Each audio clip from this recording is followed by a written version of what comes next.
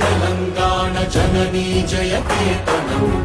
ముక్కోటి గొంతుకలు ఒక్కటైన చేతనం తరతరాల చరిత గల తల్లి నీరాజనం పద పదాన నీ పిల్లలు ప్రణమిల్లిన శుభ తరుణం